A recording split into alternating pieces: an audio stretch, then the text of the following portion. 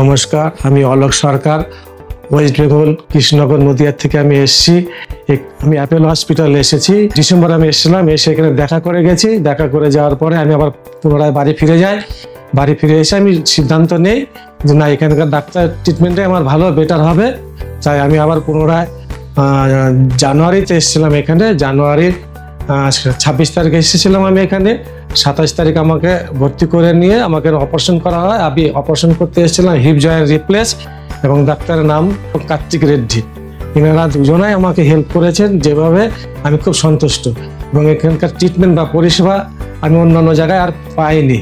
এখানকার পরিষেবা এত আমি সন্তুষ্ট হয়েছি যে আমি অত তাড়াতাড়ি ভালো হয়ে গেছি। যে ট্রিটমেন্টের পরও আমাকে এখানে 10 দিন অবজার্ভে রেখেছিল এবং ফিজিওথেরাপি ম্যামকে পাঠিয়েছিল। ফিজিওথেরাপি ম্যাম আমাকে ব্যায়াম শিখিয়েছে, ব্যায়াম দেখিয়েছে।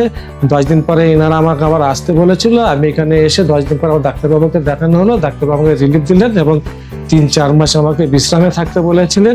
বিশ্রামের মধ্যে দিয়ে আমি এখানে ফোনের মাধ্যমে ডাক্তারবাবুর সঙ্গে যোগাযোগ করেছিলাম। আমাকে খুব হেল্প করেছিল, উইদাউট মানে মানি ছাড়াই আমাকে খুব হেল্প করেছিল ফোনের মাধ্যমে।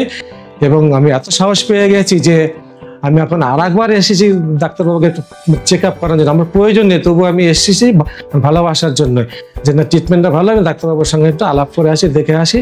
এবং ডাক্তারবাবু আমাকে আজকে দেখলেন। আজকে 25 তারিখ বুধবার 2025। আমি এখন পুরোপুরি রিলিভ। আমাকে ডাক্তারবাবু বললেন যে তুমি এখন সবকিছু করতে পারবে, ওয়েটটা লিমিটেড। যেমন আমি যত্ন নিতে পারবো আমার বলটাকে, তেমন আমি বেশি দিন দীর্ঘভাবে বলটাকে রাখতে পারবো। ডাক্তারবাবুকে আমি এর জন্য অশেষ ধন্যবাদ, এবং ডাক্তারবাবুর কাছে আমি কৃতজ্ঞ। ইনি এখন আমার ভগবান। নমস্কার।